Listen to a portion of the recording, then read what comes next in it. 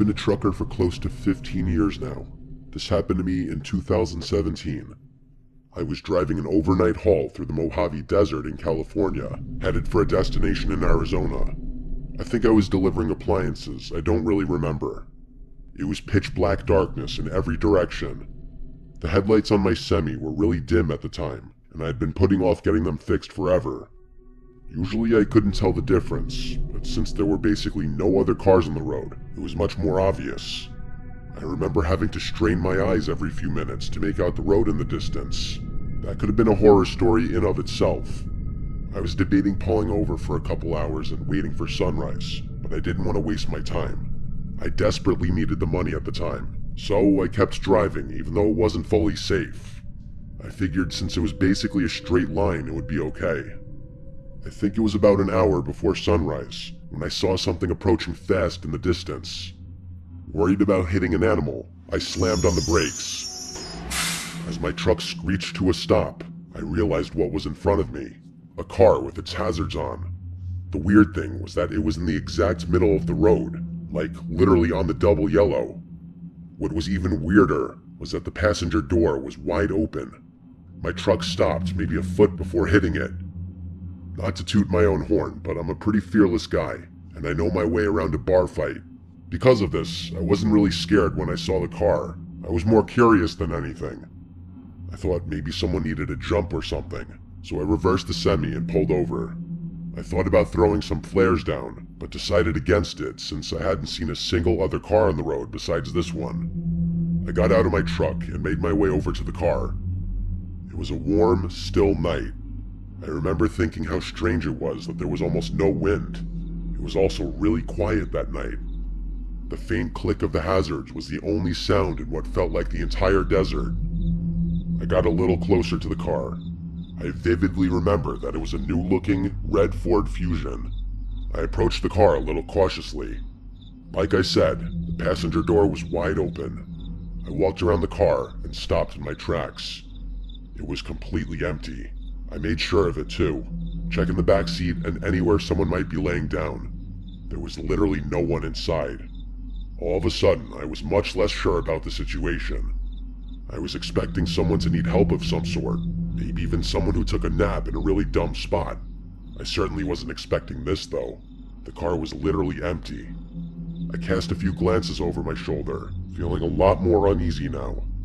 I kept whipping my head around, looking in every direction. I felt like someone was going to charge me or something. The problem was, it was so dark that I couldn't see that far in front of me, except for what was lit up by my truck's headlights. It was eerie. I waited a while longer, thinking about getting back in my truck and forgetting about this whole thing. Someone was out there, somewhere.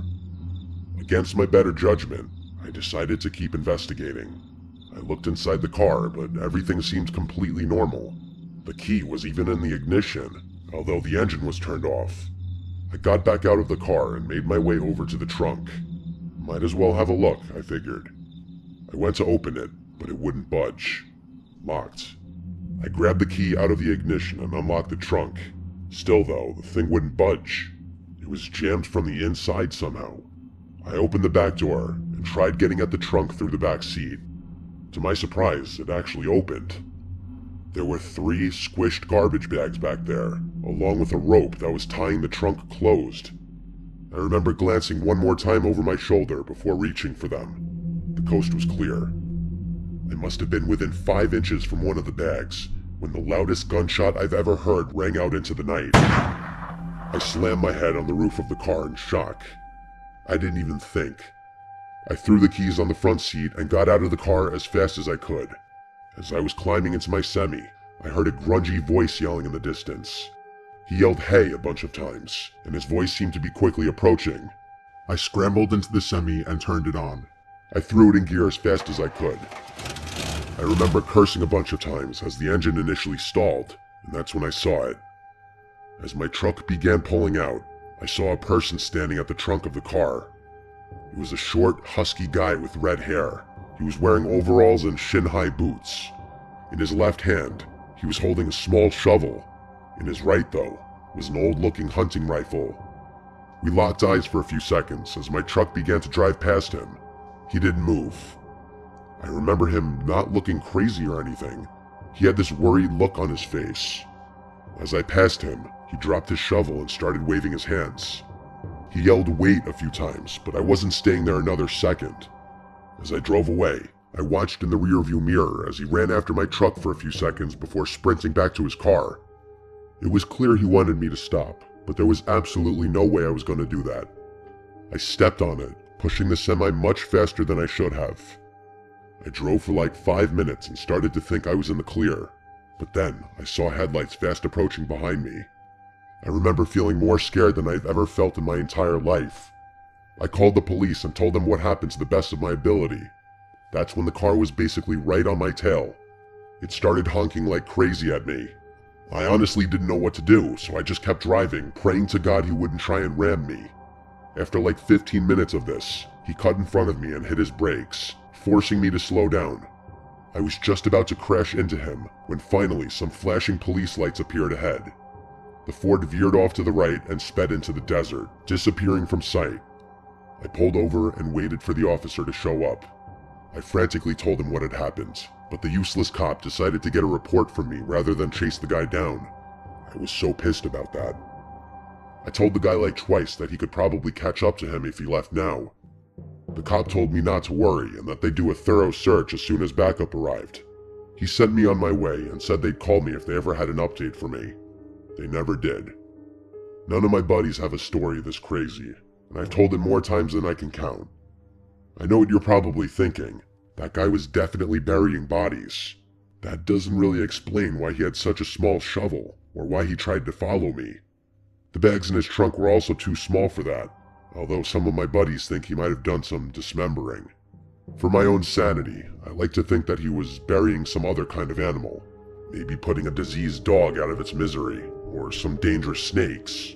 I really have no idea. Either way, I've never been totally comfortable driving through deserts late at night after this experience.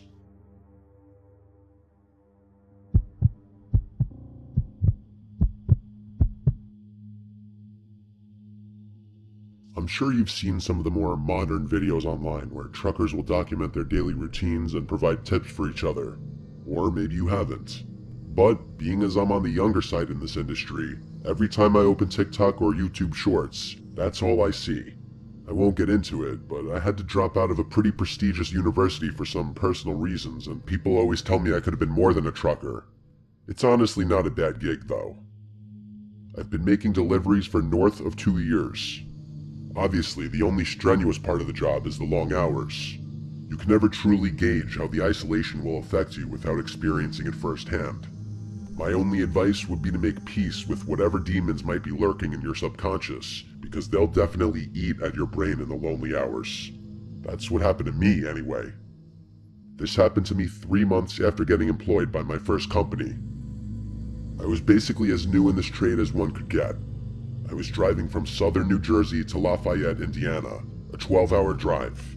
12 hours driving might not seem that crazy, but factor in the fact that I just completed an 8-hour trip, and that should put things into perspective. I wanted to get deliveries done as quickly as possible, so I opted to drive through the night. I'd get to Lafayette just before 3 a.m. Things were going smoothly. There were virtually no other cars on the road, so I was able to push the semi a little faster than normal.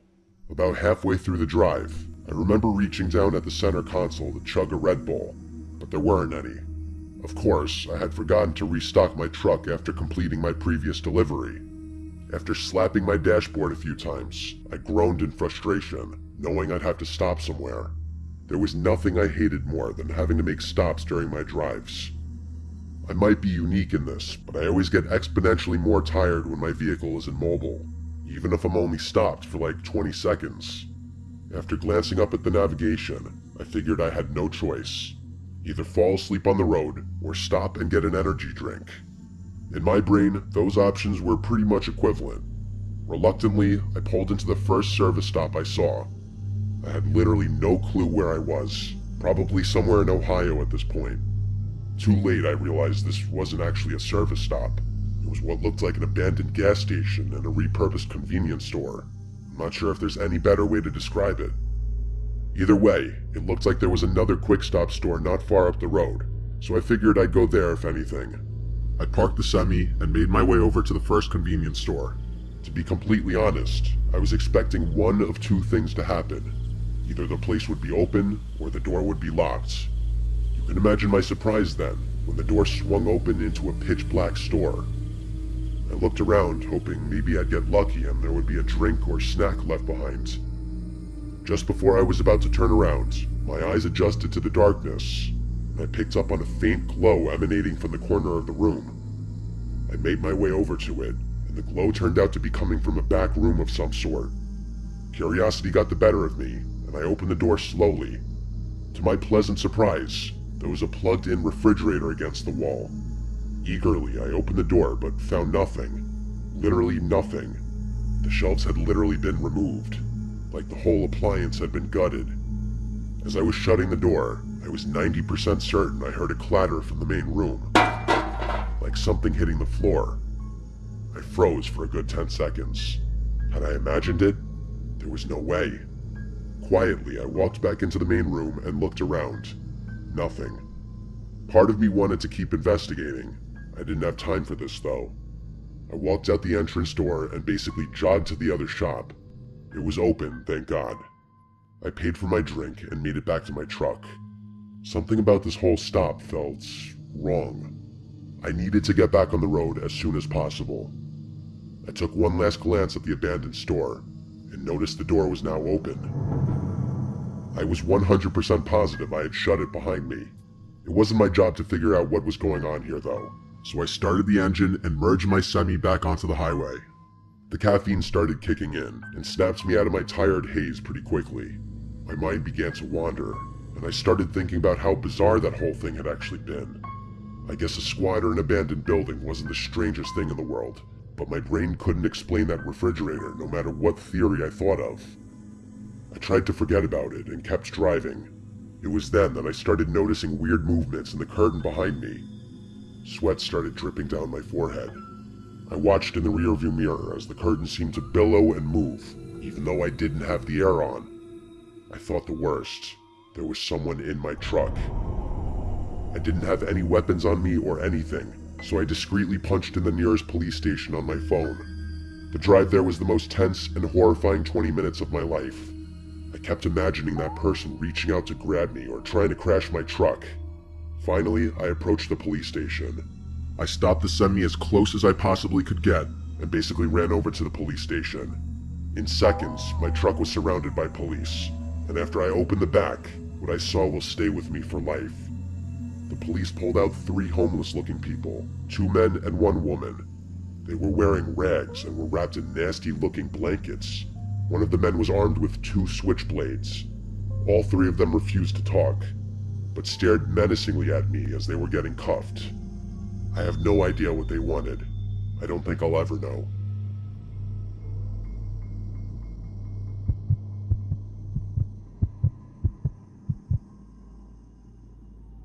My name is Kevin. I've been a trucker for varying companies for the better part of 15 years now. Things have become pretty routine at this point. Pick up the goods and materials, verify them for accuracy, and deliver them as instructed. We're not paid by the hour, so efficiency is the most important thing in this line of work. For someone like me who's been doing this forever, I like to think I can outwork all these young guns that are snapping these jobs up. This isn't always great though. Usually I push myself to the absolute limit when it comes to functioning on barely any sleep. 4 years ago, I was working for a warehouse based in North Dakota. For anyone who doesn't know, North Dakota is one of the flattest states, which makes trucking a little easier. This also meant that skipping out on a few hours of sleep could mean the difference between employment and getting the sack. It was a chilly Tuesday morning in May. The beginning of the week meant that more loads needed to be shipped, which meant more work for me. I wanted to knock it all out in one shot, so I traced my route into Montana accordingly, planning on not stopping even once to sleep. I hit the road a few hours after lunch, expecting to reach my destination very early the next morning. I pushed the semi as much as possible, doing maybe a couple over the speed limit. It was getting late, and I remember rubbing the crust from my eyelids as the clock ticked past midnight. I was having trouble keeping my eyes open, but I only had about an hour left in this drive, so I gritted my teeth and kept going. My buddy Tristan, who was also a trucker, introduced me to smelling salts when I first started out. If you don't know, smelling salts are basically some kind of crystals in a little bottle. One sniff and you're wide awake. You had to be careful though. Too many back-to-back uses could be dangerous. Or at least that's what Tristan told me. They burn your nose a little bit, but whenever I needed a boost, I'd reach for the smelling salts first. This was one of those times. I took a big whiff and shot my head back, my reflexes taking over. I felt the adrenaline course through my body, and I hoped the feeling would last the rest of the drive. A half hour shot by, and I was really struggling. I felt myself start to doze off, and the blare of my truck drifting into the shoulder jolted me awake. This was getting dangerous, I thought. I had to pull off. I was all alone on the highway, but there was nowhere to pull off. There was just woods on either side of me. I slowed the truck down, searching desperately for somewhere to pull over. At this low speed, my headlights pierced through the darkness and I was able to see a lot more. As I looked around, I saw something that confused me. There was a purple dress lying in the middle of the road. What the hell? I thought, rubbing my eyes. Was I hallucinating? I blinked like 6 times just to make sure I wasn't going crazy. It was real. I approached the dress with my truck and stared at it as I rolled by. In hindsight, this should have been more of a red flag, but I think I was just too exhausted to process what was going on. About 200 or so yards away, I passed a pair of shoes. Now I was starting to freak out. What the hell was going on? I passed the shoes, praying to God there would be a place to pull off soon. My old man, David, was a super religious guy, so I clutched his old cross and hoped he would come through for me. A little further up the road, I saw a bunch more random clothing, some of which looked like little kids' clothing. This time I stopped the truck. The panic started to set in. Something was very, very wrong. I sat in the driver's seat with the truck at a standstill. I was expecting something to happen, but it never did. So I did what my instincts told me to do. I stepped out of the truck and went to inspect the clothing. I still remember the feeling of the chilly morning air piercing my skin, which definitely helped my exhaustion. I approached the pile as cautiously as I could. It was indeed kids' clothing. It looked like there were both boy and girl pieces of clothing in the pile. I looked around into the woods, but I couldn't see much of anything in the darkness. I had my head on a swivel, worried that this was some kind of trap. I decided it was not my business to figure out what was going on, so I made my way back to my truck. Just then, I heard a crunch from the left. I whipped around, trying to see what was there. I stood there, waiting to hear another sound. After about 30 seconds, there was another crunch, but this time from the opposite side of the road. My survival instincts kicked in, and I sprinted towards the truck. I jumped into the front seat, but just before I slammed the door, I heard a child's scream ring out. I froze, my heart bursting out of my chest. I was caught in a crossroads. I wasn't going to fight some random people in the pitch-black woods, but I couldn't just abandon some helpless kids either. Before I could make a decision, another almost identical child's scream rang out. Without thinking, I turned the truck on and pointed its nose toward the spot in the woods where I heard the noise. My headlights lit up about 30 yards into the woods. There were 3 or 4 people, one of whom was holding a massive speaker. They ducked behind a couple trees as my truck lit them up, but I had exposed them for just enough time to make out what they were doing. They hid from the light before I could really make out any distinctive features, but I swear on my old man David's grave, they were holding up a speaker, trying to lure me into the woods with a fake kid screaming. I was just in shock. I just sat there, staring at the trees those people had just hid behind. I reached for my phone to call the police, but before I finished dialing, I heard a thump from the body of the truck. Someone had thrown something from the other direction. I was done. I turned back to face the road and slammed on the gas. As I sped off, I could make out a person on the other side of the road. He shouted something I couldn't understand before launching something at the truck that cracked the glass of my passenger side window. I drove the final hour in silence. I was too scared to process what had just happened, but there was no way in hell I was stopping to sleep in those woods. I completed my delivery and then knocked out. I must have slept for 10 hours straight. When I woke up, the first thing I did was call the police, who told me they'd investigate those woods and give me any updates. I then thought about the whole thing and how stupid I was to get out of my truck. I should have just minded my own business. But the thought of some kids being kidnapped or worse was just too much for me to ignore. To this day, I still have no idea what those people were trying to do. I don't know why they didn't just rush me when they had the chance, or what they were planning to do to me if I ran out in the woods after the kids screaming. In all my years of being a trucker, nothing has ever come close to being as strange or downright terrifying as this experience.